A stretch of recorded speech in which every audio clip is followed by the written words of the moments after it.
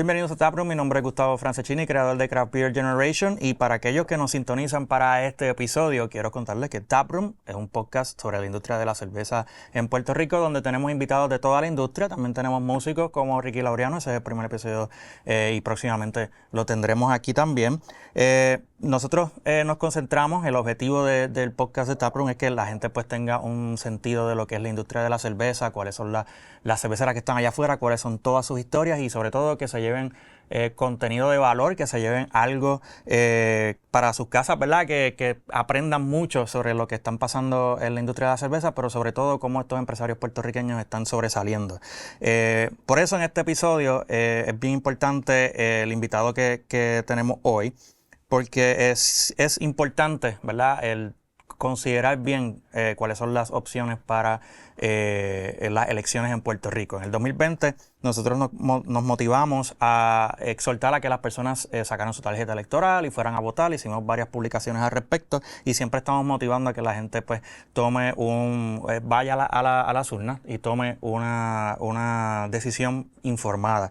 Y es por esto que de cara a las elecciones de Puerto Rico en el próximo 5 de noviembre, pues tenemos de invitado al candidato a la gobernación del Partido Independentista, el licenciado Juan Dalmau. Bienvenido a Taproom. Saludos, Gustavo, un placer estar contigo y creo que va a ser un buen episodio. Es el 21, ¿verdad? Los 21, 22, ya nosotros perdimos la cuenta. Bueno, pues ponle 21 por Clemente. Me gusta cómo empezó esto. Quiero comenzar dando las gracias por aceptar la invitación, ¿verdad?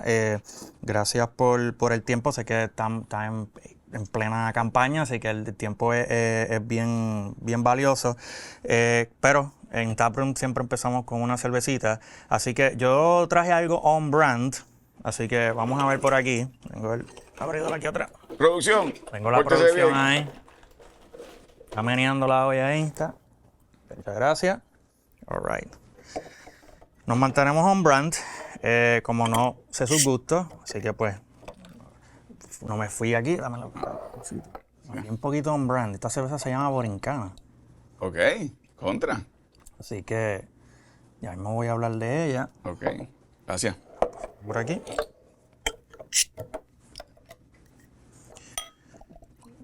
Borincana es una cerveza elaborada por Dragonstone Abbey, una cervecera de Río Grande, del matrimonio de Sandra y José Ortiz. Son tremendas personas, estuvieron en uno de los últimos episodios, llevan ya sus 10 añitos haciendo cerveza, pasando las buenas y las malas, como cualquier empresario en Puerto Rico que quiere salir adelante. Están ubicados en la carretera PR3, justo a la salida de la Ruta 66. Coge a la derecha y en menos de un minuto van a entrar a la cervecera. Ellos me hicieron llegar la cerveza. Se llama Borincana, 5.8% de alcohol. Está en el rango de una cerveza liviana, comercial light que vemos por ahí. Como todas las cervezas que la mayoría de las cerveceras artesanales en Puerto Rico hacen, tienen una historia detrás. La historia de esta cerveza es que quiere recordar o quiere educarnos sobre la historia de la cerveza en Puerto Rico, que tiene sus comienzos en la década del 1910. Eso es lo que tenemos, ¿verdad?, en los libros.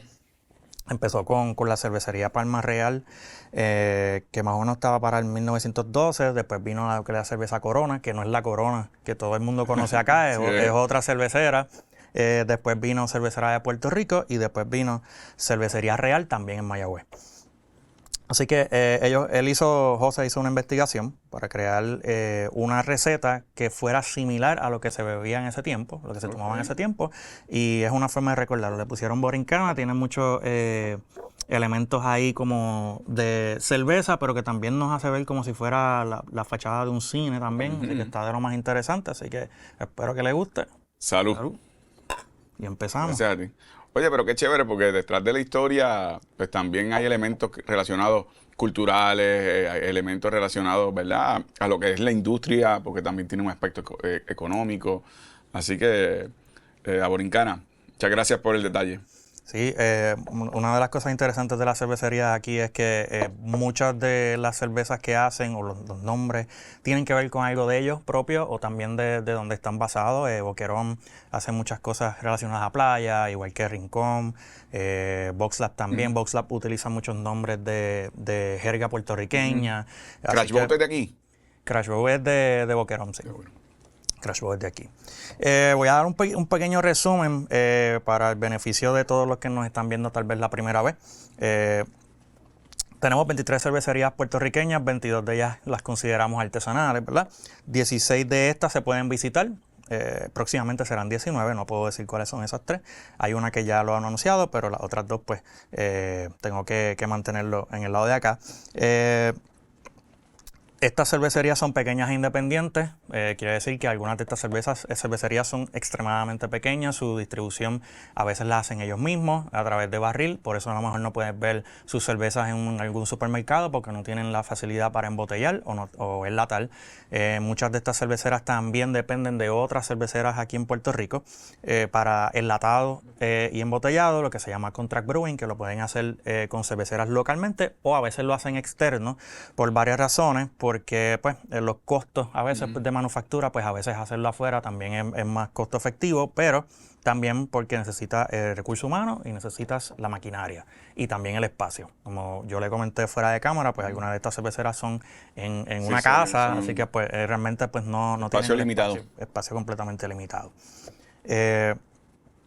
En el 2015, ley 195 del 2015, para añadir a ese resumen, en Puerto Rico se aclaró lo que es la legalidad del homebrewing. Hubo unos años entre el 2013 y 2015 donde los homebrewers pues tal vez no podían ir a estas exhibiciones a regalar muestras porque había un pequeño problema con el gobierno en cuanto a si era legal y cuánta era la cantidad, pero se aclaró en el 2015 con la ley 195 y en el 2019 con el proyecto del Senado 280 que pasó a ser ley 86, se bajó el impuesto de 2.55 el galón fijo a uno escalonado, comenzando en 90 centavos. Eso tomó 6 años para que se lograra esa legislación que le hace justicia a las cerveceras pequeñas. No podrían estar pagando un impuesto que la grande que nosotros conocemos en Puerto Rico, pues estuvieran pagando el mismo impuesto, que no es razonable.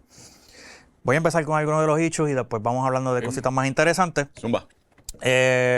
Los issues más grandes, los impuestos, pues la presencia de inspectores de Hacienda al momento de hacer el envasado, ¿verdad? En algunas de las cerveceras proponen que se haga un tipo de sistema de honor, ¿verdad? Que puedan venir a auditar los libros en el momento que necesiten. Muchas de estas cerveceras o todas las cerveceras, me consta, pagan siempre, quieren pagar a tiempo, quiere que sea más fácil el pagar. Pero a veces el problema que trae que tenga que haber un inspector on-site es que si se enfermó el inspector o por alguna razón no pudo llegar, tuvo un accidente, ese día de producción se pierde. Y entonces eso conlleva mucho dinero. O un fin de semana largo y de momento pues tengo que envasar mucho porque voy a vender, la gente me viene a visitar a la cervecera, el inspector no llegó. Y entonces, ¿cómo usted ve ese detalle que lo tocamos antes de empezar a grabar, pero ¿cómo usted ve ese tipo de issue en cuestión de cómo funciona el gobierno? Mira, yo pienso que eso es parte del fracaso del gobierno en términos del modelo de cómo se puede hacer negocios en Puerto Rico. En la medida en que el gobierno se convierte en un obstáculo para el desarrollo de distintas industrias, que como tú señalas, en el caso de la cerveza artesanal, no son estas megacorporaciones que tienen, ¿verdad?, grandes accionistas y que tienen un capital enorme. Se trata de, precisamente desde el que lo hace desde la marquesina de su casa, el sótano de su casa, o lo hace en estructuras muy limitadas en espacio y en recursos. En la medida en que el gobierno establece unos criterios uniformes aplicables a todos, tú acabas de poner el caso del tema del impuesto. Bueno, pues el impuesto, tú no puedes imponerle el mismo impuesto a una cervecería que es una industria grande, que es una industria de capital, que es una industria poderosa, aquel que lo que está haciendo es una industria de cerveza artesanal con unas limitaciones de recursos y con una capacidad limitada en términos del producto que puede ir preparando. Si nosotros quisiéramos que esta industria crezca, tú mencionaste en la introducción de 3 nuevas cervecerías que estarían próximamente abriendo sus puertas, pero en la medida que tú les impones esos mismos criterios, limitas la posibilidad de que eso continúe aumentando, porque desestimula el que tú tienes que tener tu estructura, tú tienes que tener tus empleados, tú tienes que tener tu maquinaria, tienes que incluso subcontratar si lo vas a envasar fuera de Puerto Rico o si en Puerto Rico lo contratas. Y yo creo que esos obstáculos en este tipo de industria lo que hace es limitar el desarrollo económico, la creación de empleo, lo que puede ser la expansión de una industria que puede exportar su producto y hacerlo rentable. Yo pienso que mi preocupación con el tema particular de los inspectores, que el Departamento de Hacienda, primero, no tiene los recursos para tener inspectores que puedan cubrir una industria que va en crecimiento. Y por lo tanto, eso va a tener el efecto, como señalaste, el día que no está el inspector disponible, el día en donde no puedes, ¿verdad? Por la cantidad de cervecerías artesanales, no puedes entonces tener la misma fiscalización. Y yo creo... En pandemia, por ejemplo. Entonces, por ejemplo, en pandemia, pues de repente todo cerró. Y con la escasez que había de distintos productos en Puerto Rico, entre ellos, pues, la cerveza, pues entonces estás limitando esa industria o lo estás condenando a la quiebra a muchos de esos empresarios que, de nuevo, inyectan a la economía, crean empleo. Así que yo creo que hay que revisar, no hay mayor injusticia que tratar como iguales a quienes no lo son. Puedo comprender que aquellos que puedan tener una producción mucho más grande y requieran un nivel de fiscalización mucho más riguroso, pero aquellos que tienen una industria en donde es más limitado ¿verdad? Su producción y que pueden sí tener la oportunidad de crecer una vez alcancen un nivel más alto, como el tema del impuesto puede ser escalonado, pues entonces hay otros requisitos. Pero tú haces un señalamiento que yo estoy de acuerdo con él. Puede existir a nivel de la industria artesanal de la cerveza un sistema de honor en donde sí, de cuando en cuando, el Departamento de Hacienda puede ir, revisar los libros, revisar la producción, revisar el inventario, pero no que sea un prerequisito para que entonces tú puedas envasar y tener tu producto en la calle para que puedas generar, en términos de dinero, el capital suficiente para mantener tu industria o incluso expandirla. Correcto. De eso también me acuerda varios de los issues. Hablamos de los permisos antes de comenzar a grabar, ¿verdad? Puede tomar años, puede tomar 2 años. Y realmente eso es un obstáculo para que entonces no solamente quieran expandir, que es el caso de algunos que pues tienen su cervecera, entonces quieren abrir su taproom, y entonces pues tienes que sacar los permisos como si fuera una cervecera nueva, o tienes que incorporar de nuevo, es una cosa absurda.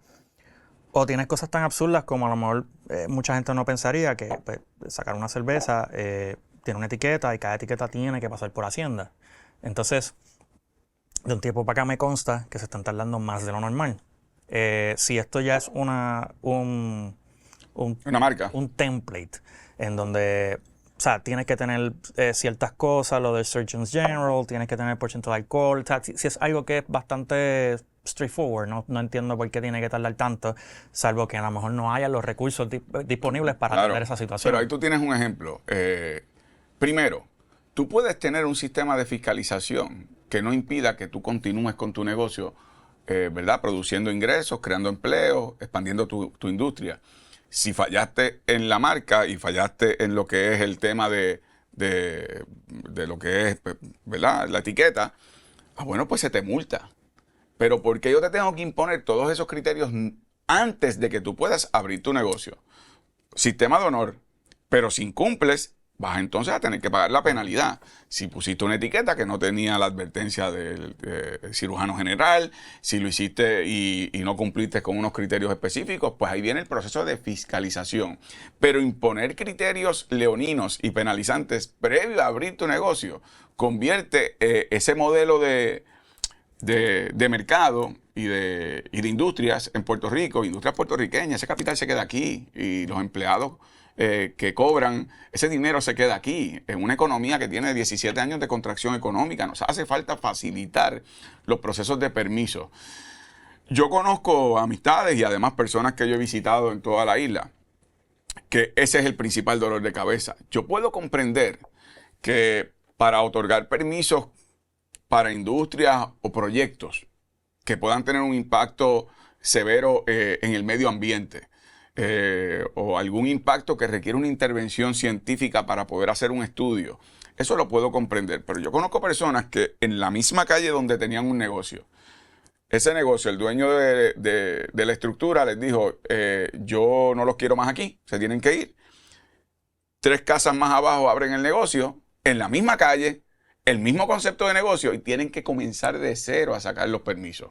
Meses el negocio cerrado, pagando renta, buscando, ¿verdad?, los recursos para la mudanza.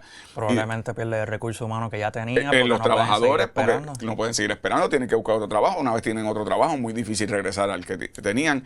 Entonces, eso es un modelo fracasado de negocio, anticuado, particularmente porque hoy día las cosas se mueven mucho más rápido, hay mucho más inventiva, mucho más comerciante puertorriqueño que quiere echar para adelante y quiere montar su propio negocio. Y no se ha repensado un modelo de negocios en Puerto Rico que sea a la altura de tercera década del siglo XXI, que estimule el empresarismo. Aquí los que se dedican al empresarismo puertorriqueño son unos héroes. Lo habíamos hablado fuera del aire. Porque estás batallando contra el gobierno, la burocracia, los permisos, y se te quedó este papelito, y si al burócrata se le perdió el papelito, tienes que tú empezar de nuevo a buscarlo. Eso es un modelo que nos atrasa enormemente cuando más necesidad tenemos de desarrollo económico. Definitivo. No, y a eso le suma ¿verdad?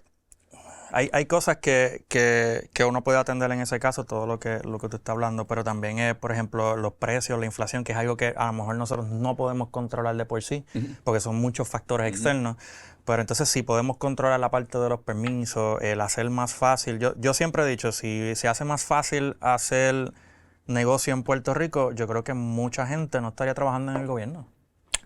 Porque, oye, puedo tener mi negocio Claro. y se me hace tan difícil, y yo que lo he intentado muchas veces, nada más pensarlo me da dolor de cabeza. O sea, tener que los permisos, la renta, esto, ahora tengo un nene de 2 años, un poquito más complicado, y siempre lo tengo top of mind. De hecho, hace como 2 días estaba hablando de una idea de negocio con mi pareja, y yo, que los permisos, el tiempo, la renta. Te desestimula la idea nada más de tenerte que enfrentar a ese monstruo que es la burocracia del gobierno de Puerto Rico, cuando de nuevo debería ser expedito, siempre y cuando no tenga unos impactos de otra naturaleza. Claro.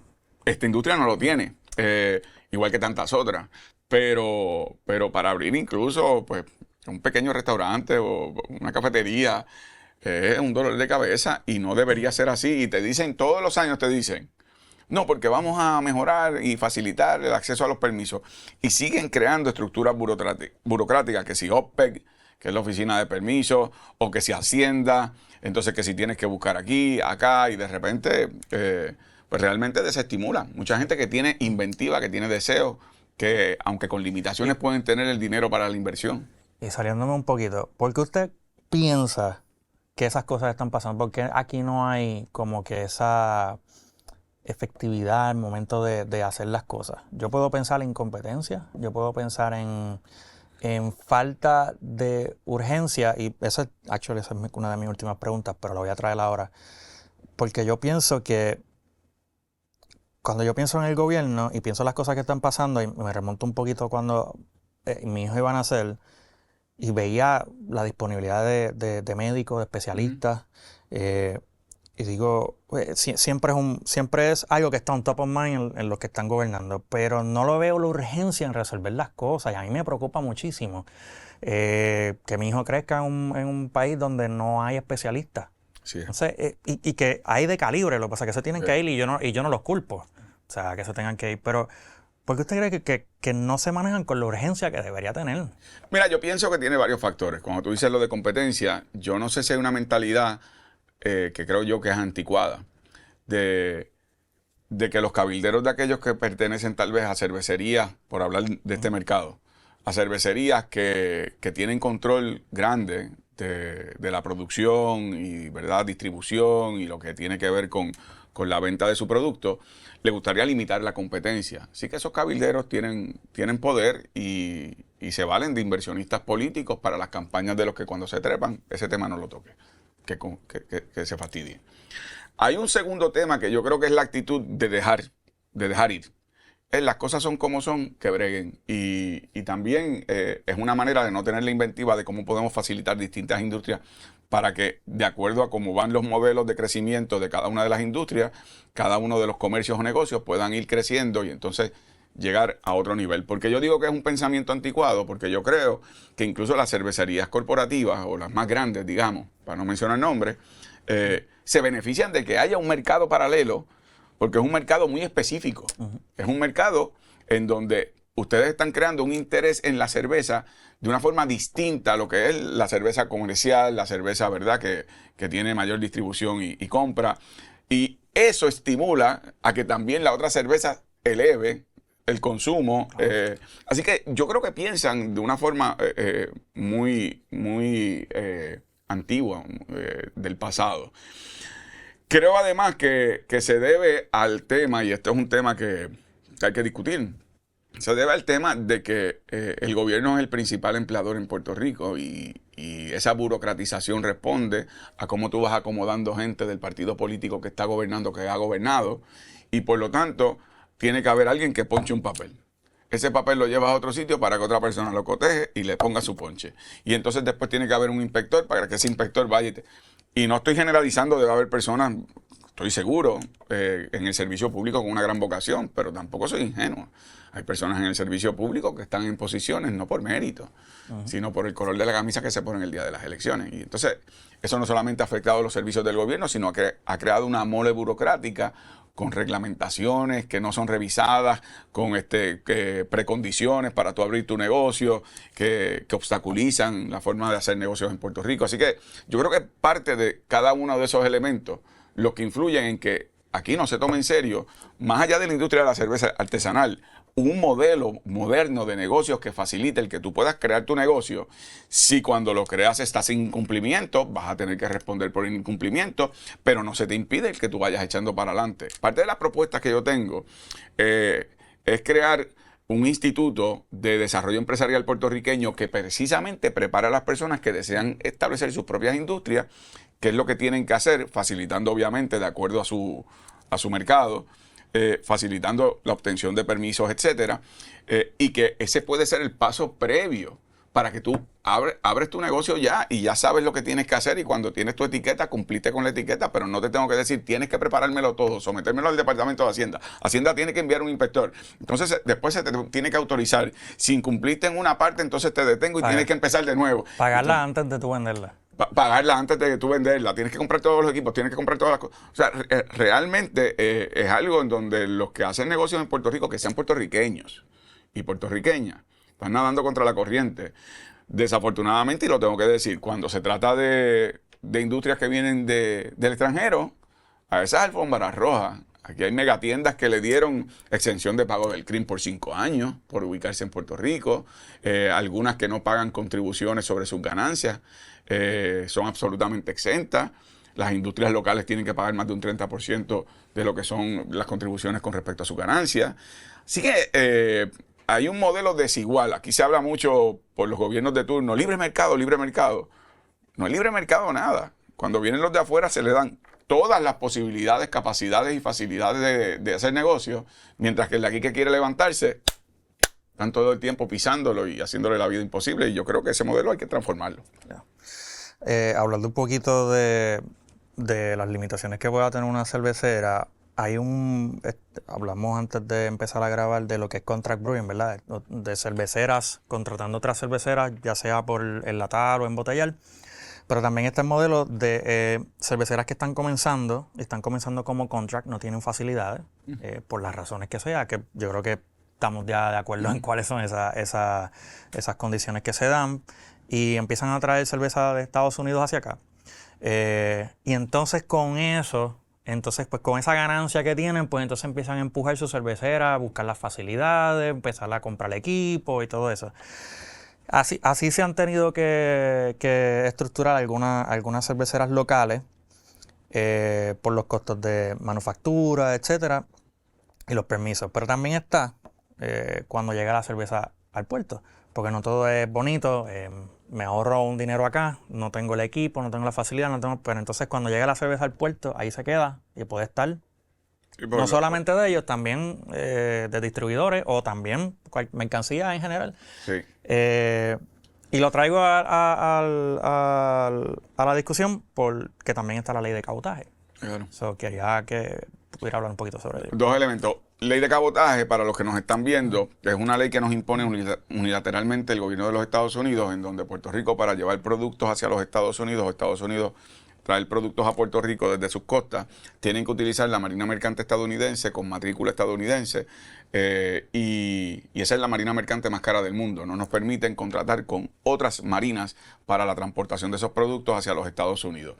Nos han convertido en ese sentido en los que cargan la pesada carga económica de la transportación marítima de una marina además mercante que está venida a menos. Hay otras en otros países más competitivas, más baratas, pero independientemente si nosotros quisiéramos usar la marina mercante de los Estados Unidos, no es porque lo hacemos en el concepto de libre mercado porque ha habido una competencia y decidimos que esa es la mejor, es la más barata, es la más competitiva. No, es que es una imposición de un monopolio. De manera que el gobierno de los Estados Unidos nos impuso el usar su marina, punto. No podemos usar otra. Ahí lo irónico es que Islas Vírgenes estadounidenses, que es un territorio como Puerto Rico de los Estados Unidos, está exenta de las leyes de cabotaje. Así que ellos pueden buscar libre competencia con respecto a la transportación de sus productos hacia los Estados Unidos. No así Puerto Rico. El efecto de eso, económicamente, es que lo que usted compra cuesta más.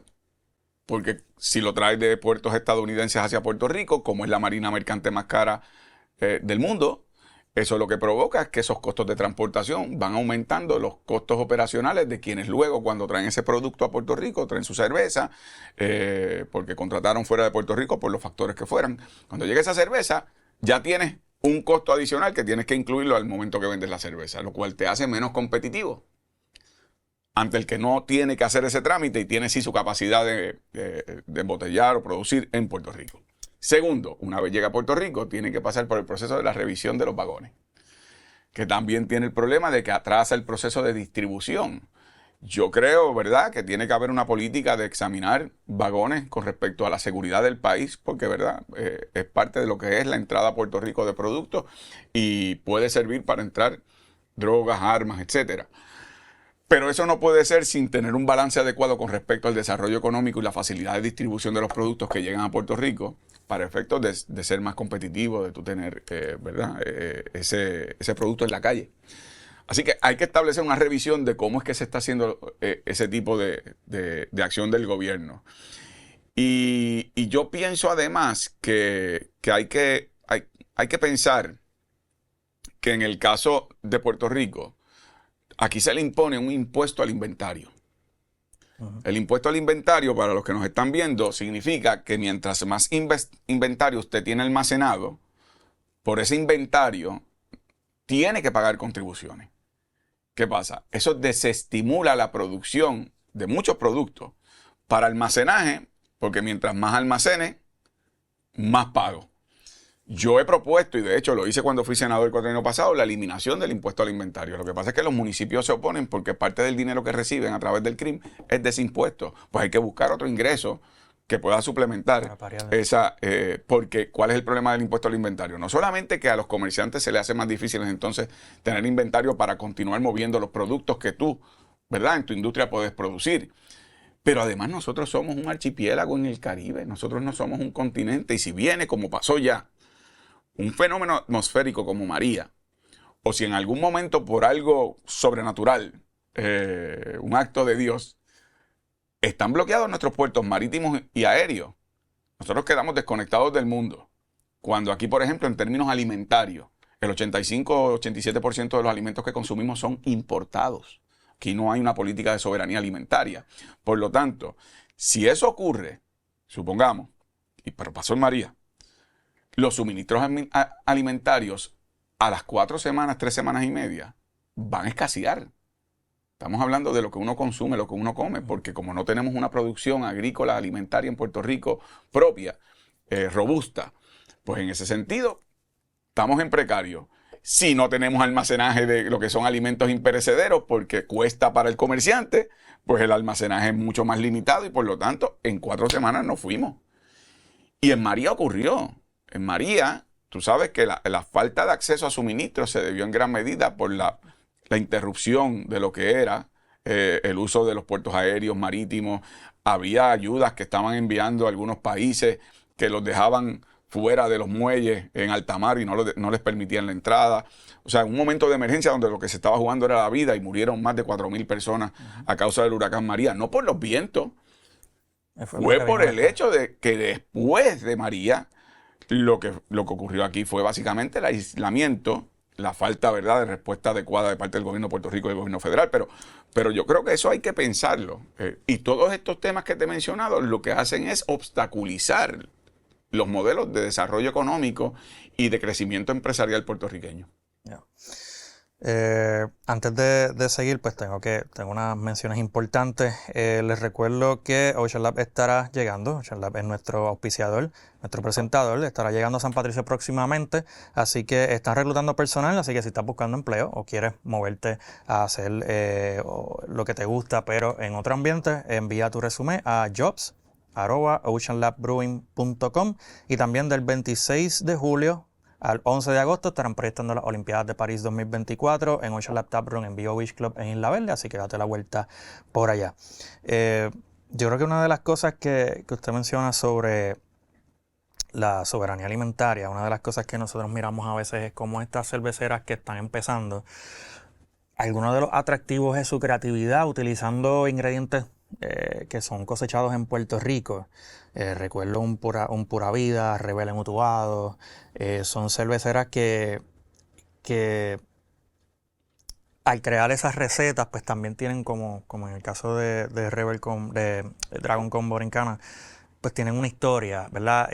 Les gusta la colaboración con agricultores, con otros empresarios, con personas que tienen también sus propios cafés, y hacen cervezas y les gusta colaborar de esa forma. Y muchas de las cosas que hemos hablado a través de los años con las cerveceras es esa necesidad, ¿verdad?, de que haya más agricultura, que haya más alimentos creados en Puerto Rico. Incluso personas me han comentado que en Puerto Rico el lúpulo, que es un ingrediente esencial en la cerveza, ¿verdad?, le da ese amargo y también le da aroma. No se cosecha en Puerto Rico, pero es por razones geográficas, ¿verdad? No es porque no haya nadie interesado, hay mucha gente interesada. Y de hecho, Cacique en Orocovis, Cacique Brewing, hicieron la primera cerveza con lúpulo de Puerto Rico, cosechados por ellos mismos. Cool. Estuvo buenísima. ¿Cómo podemos impulsar la agricultura en Puerto Rico?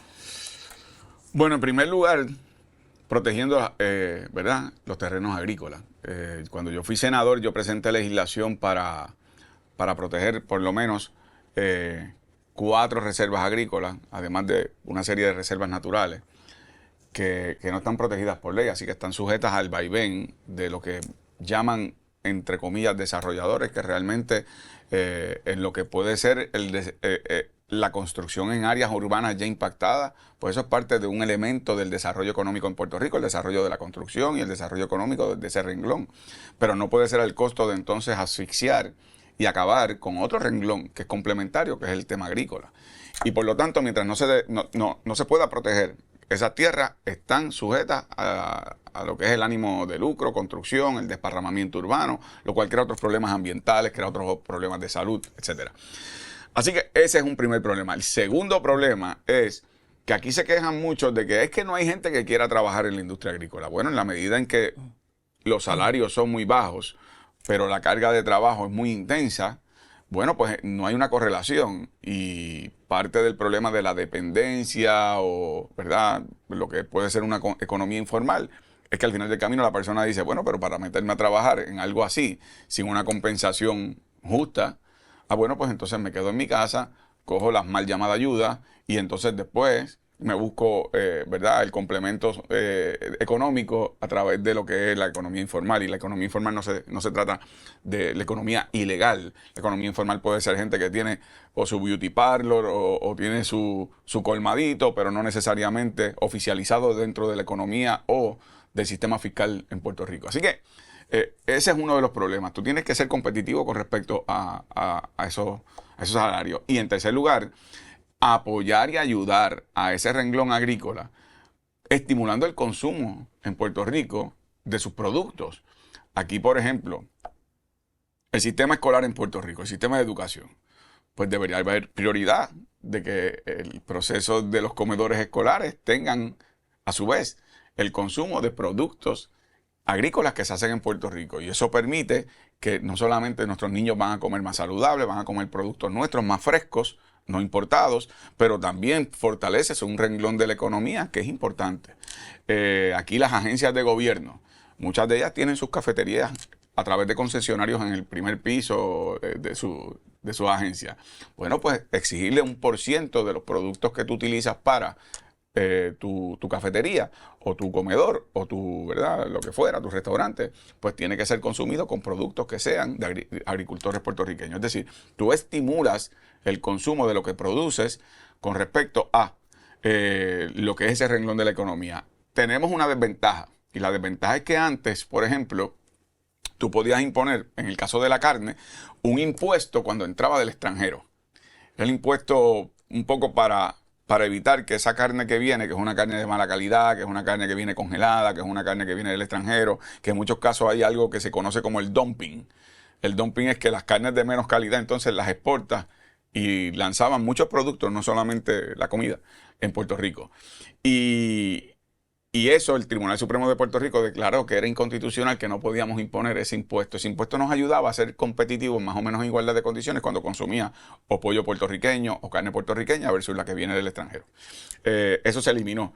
Hay que buscar formas de equiparar esa competencia desleal, porque naturalmente pues el producto más fresco, el producto local, el producto de aquí va a tener sus costos, que no compite tal vez con lo que es las megaproducciones de consumo agrícola del extranjero, y que entonces aquí traen el pollo grado Z, congelado, lo que no sé si te acuerdas de aquel anuncio amarillento y pellejú.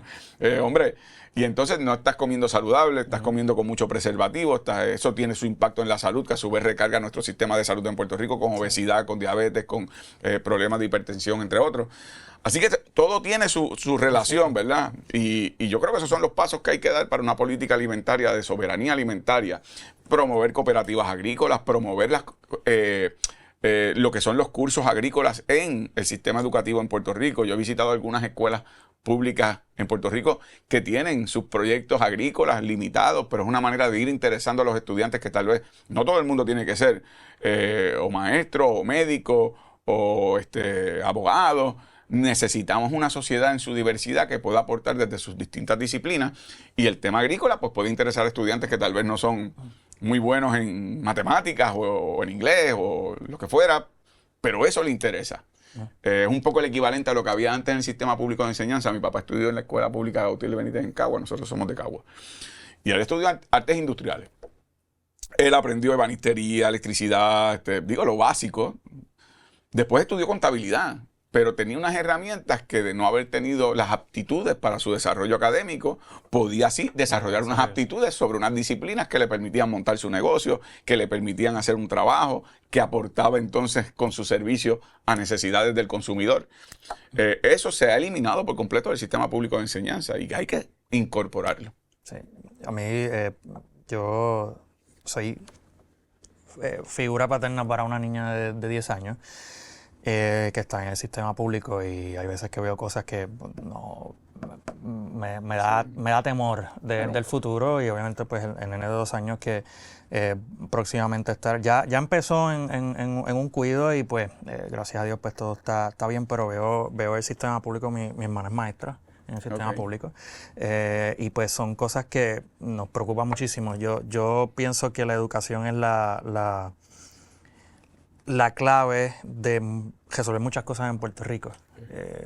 Si tenemos unos maestros debidamente preparados, y tenemos un currículo actualizado, no basado en cosas que no hacen sentido, también dan oportunidades a lo que usted dice de diferentes cursos, ¿verdad? No todo el mundo tiene que ser médico, no todo el mundo tiene que ser abogado, no todo el mundo tiene que ser podcaster.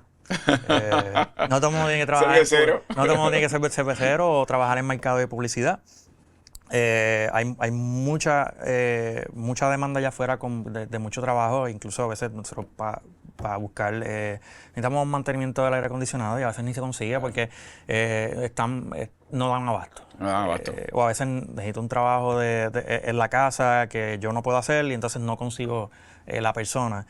Pero siento que la educación, yo creo que es la clave para la criminalidad, la salud, la educación, todo, la violencia en la casa. O sea, Mira, déjame aprovechar, pues, ¿verdad? Y, para hacerlo como una conversación, porque mi hijo tiene 20 años, mi hija tiene 17. En estos meses cumplen ya 21 y 18.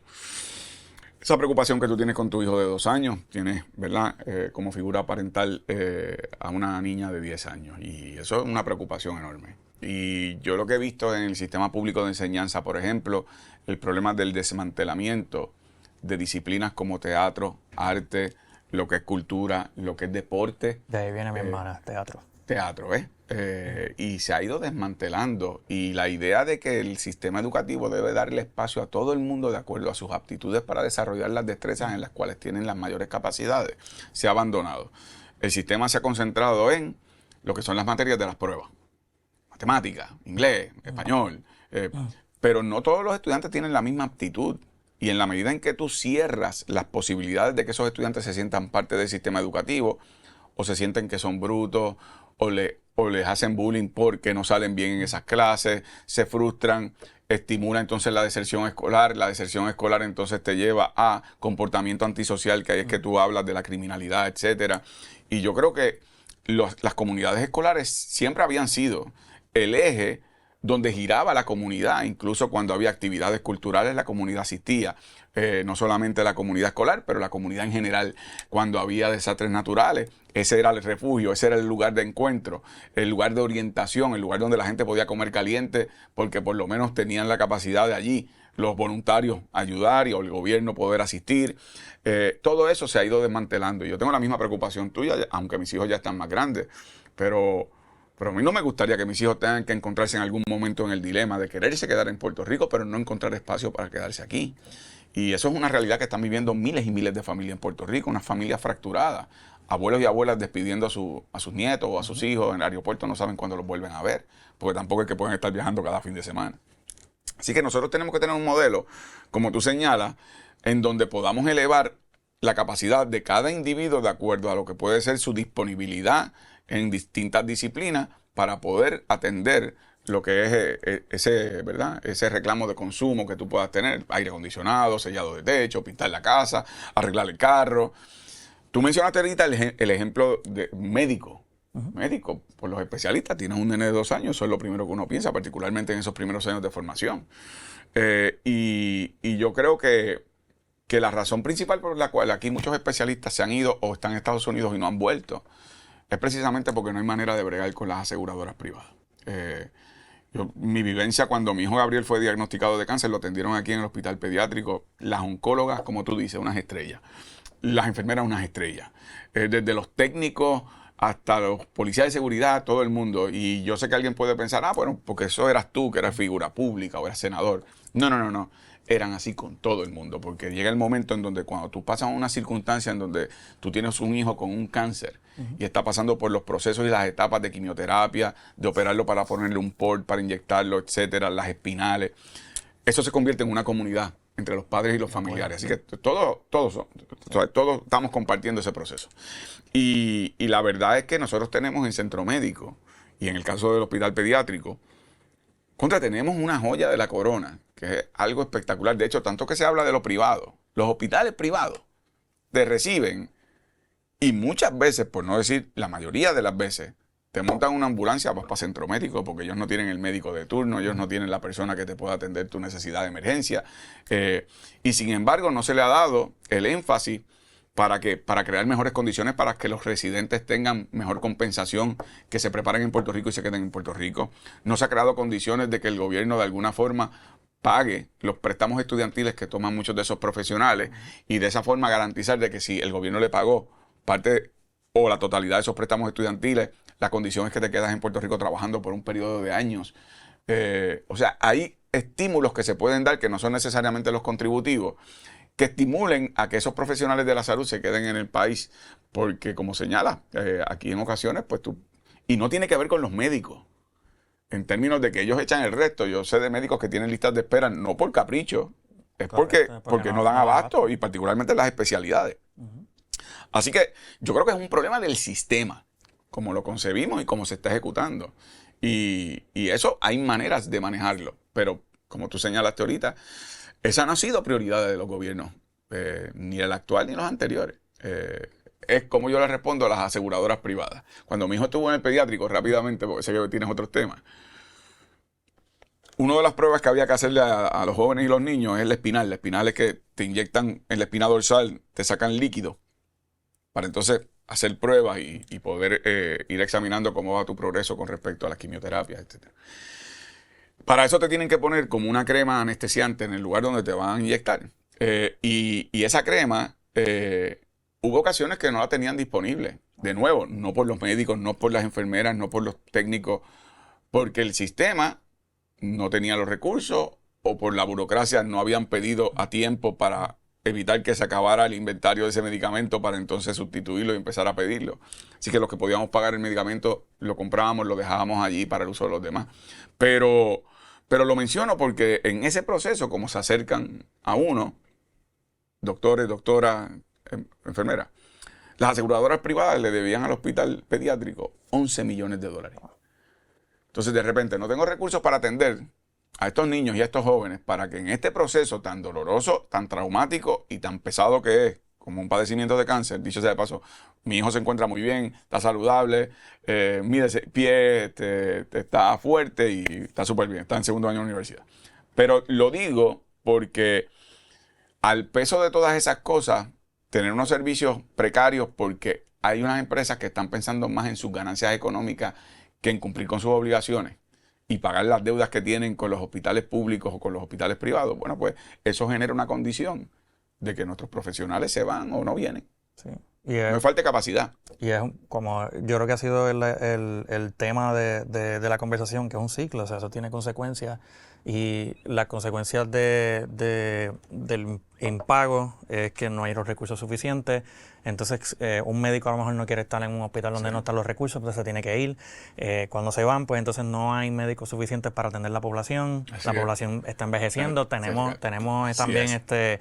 médicos para atender esa población. Así es. Es un ciclo. Tú tienes toda razón y no estamos estableciendo como gobierno una política pública porque el tema de la natalidad, el tema de la migración de jóvenes, no se va a resolver en un año, en 2 o 3. De aquí a 10 años vamos a tener una generación de adultos mayores todavía más grande de la que hay hoy. Y por lo tanto van a necesitar más servicios de salud, más servicios de calidad de vida, más empobrecidos, porque si no mejoramos nuestro sistema de nivel económico, inyectando, ¿verdad?, dinero a la economía para que entonces no solamente se pueda nutrir nuestro sistema fiscal, sino que además haya mayor inyección en la economía, más dinero corriendo en la calle. En la medida en que eso ocurra, el Estado va a tener que cargar mucho más con personas que van a ser demográficamente mayoritarias de adultos mayores. Y eso es algo que no se está pensando, porque aquí siempre se piensa en la fuente o la estatua o el coliseo que vas a montar para llenarle el ojo a la gente, pero ese dinero es para asuntos materiales. Lo que es la infraestructura social, que es salud, educación, seguridad, las comunidades fortalecidas en términos de lo que son las atenciones necesarias, de lo que es su seguridad particular cuando vienen fenómenos atmosféricos, de lo que es desarrollo económico. A eso no importa porque eso la gente no lo ve. Lo que hay que hacer son cosas grandes que llenen los ojos. Que llenen los ojos. Sí, yo creo que eso es una de las cosas. Si te llenan los ojos no te das cuenta lo que está pasando aquí. Exactamente, tras bastidores. Podría estar mucho tiempo más porque tengo muchas inquietudes, pero para finalizar... Digo, me puedes invitar después. No, pues Yo vuelvo. seguimos. Hace poco salió una encuesta por Guapa Media, en donde lo colocó en segundo lugar. Yo escuché su reacción en el WKQ cuando venía de camino al trabajo y una de las cosas interesantes que saqué de la encuesta fue, ¿verdad?, que a medida que la persona es mayor, se siguen inclinando, ¿verdad?, por las opciones que han salido por toda la historia. Uno, ¿cuál es su opinión de la encuesta? Y dos, específicamente de ese dato del demográfico. Mira, yo tomo los resultados de la encuesta con mucha satisfacción. Es un resultado histórico. Nunca en la historia un candidato del Partido Independentista puertorriqueño, no digo yo que obtenía el segundo lugar, es que típicamente nos ponían con un 2%, con un 3%, y eran condiciones políticas distintas. Yo creo que el país ha cobrado conciencia que en las elecciones generales tú vas a escoger quién va a gobernar el país, bajo las limitaciones territoriales que podamos tener, pero es para administrar el país, para limpiar la casa, para hacer un gobierno eficaz y sin corrupción. el proceso del tema del estatus se atenderá en su momento y debe ser en un intercambio bilateral con el gobierno de los Estados Unidos para saber viabilidad, responsabilidades, obligaciones, transición de cada opción y que los puertorriqueños escojan con conocimiento de causa de forma democrática. Pero la realidad es que en esa papeleta no está ni la independencia, ni la estadidad, ni el ELA, ni la libre asociación.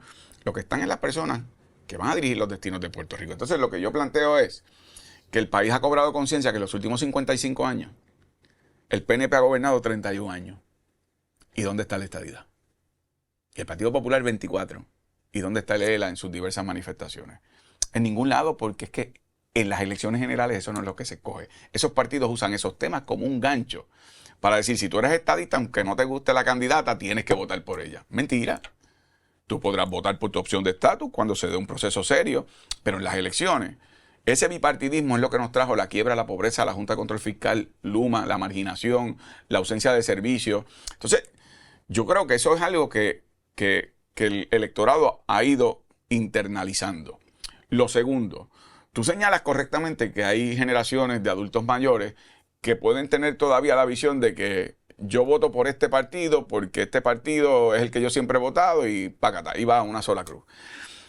El gran reto es poderle explicar a esas personas que precisamente los pobres servicios de salud, si es que reciben alguno, es responsabilidad de quienes nos han gobernado, por quienes ellos han votado. La quiebra del país, la Junta de Control Fiscal, Luma, los apagones, la falta de oportunidades, la idea de que sus nietos o hijos han tenido que ir del país por falta de tener, ¿verdad?, empleos o espacios para desarrollo, ha sido producto de esos dos partidos. Y este es nuestro momento como país, de pararnos sobre nuestros pies, reescribir la historia de Puerto Rico y tener el gobierno que nos merecemos. Y yo tengo la disposición de lanzar puentes con otros partidos y eso yo lo he hecho en otras condiciones cuando era senador, cuando fui comisionado electoral. Pero tenemos que como país tener un gobierno de unidad puertorriqueña. No puede ser cada cual alando, ¿verdad?, la brasa a su sardina. Y yo en ese sentido, ese es mi mensaje. En esa encuesta, interesante, en el demográfico de 35 a 44, salgo primero. En otros salgo segundo muy cercano. En otros, como adultos mayores, pues ahí un poco menos. Pero mi mensaje para todo Puerto Rico, más allá de generaciones, más allá de ideologías políticas, no podemos tener 4 años más de los mismos que nos han gobernado. Hay que romper con la mala costumbre de votar por costumbre, porque eso nos ha traído esa lluvia, los lodos que estamos viviendo hoy día. Y particularmente, tú y yo que tenemos hijos, ¿verdad? Yo vengo de un papá que tenía un pequeño comercio en Caguas, una mulería. Tú vienes de otra industria, pero tratando de echar para adelante. Y uno un poco... Y es terrible que tantas familias en Puerto Rico se fajan campana a campana trabajando, que se desvelan. ¿Cómo voy a pagar el agua? ¿Cómo voy a pagar la luz? ¿Cómo voy a mantener mi negocio abierto? ¿Cómo voy a enviar a los nenes a la escuela? Se desvelan y se fajan de forma honesta para llevar un plato de comida a la mesa. Y después ver cómo los gobiernos por los cuales en el pasado han votado, el dinero que debe ir dirigido para tu bienestar, se lo roban, lo malgastan, lo malutilizan o lo pierden, incluso asistencia de fondos federales que no los piden a tiempo, no cumplen con los criterios, finalmente no los desembolsan. Yo creo que esta es la oportunidad de dar un giro al timón a la historia de Puerto Rico y llevar este país a un puerto seguro. Bueno, quiero agradecerle el tiempo por haber estado aquí, darse la cervecita con nosotros y discutir los temas, así que definitivamente lo vamos a volver a invitar para seguir tocando otros temas. Yo me voy despidiendo, les recuerdo, del 7 al 14 de diciembre es el Puerto Rico Beer Week, es la segunda vez que lo hacemos de manera presencial, así que pendiente a puertoricobeerweek.com para todos los detalles a partir de septiembre, que entonces ya vamos a tener un rediseño de website con toda la información, y el 14 de diciembre, que es el último día del Puerto Rico Beer Week, es el Día Nacional de la Cerveza Puertorriqueña, la segunda vez que lo celebramos, así que pendiente también. También quiero mencionar que nuestra tienda con el merchandise de nosotros, que es lo que nos sostiene, en craftbeergeneration.shop pueden adquirir gorras, camisas y todo esto, lo vamos a rediseñar, así que probablemente cuando salga este episodio sale la tienda rediseñada con artículos nuevos, así que agradezco que se den la vuelta por allá. Suscríbase si es la primera vez que ve nuestro podcast, suscríbase en YouTube, Craft Beer Generation, youtube.com, Craft Beer Generation, y se suscribe arriba y puede ver todos los episodios anteriores. Muchas gracias nuevamente. Gracias a ti, Gustavo. De verdad ha sido un placer, una buena experiencia tener este diálogo. Y vuelvo a la menor provocación, así que Claro que vuelve y me invita.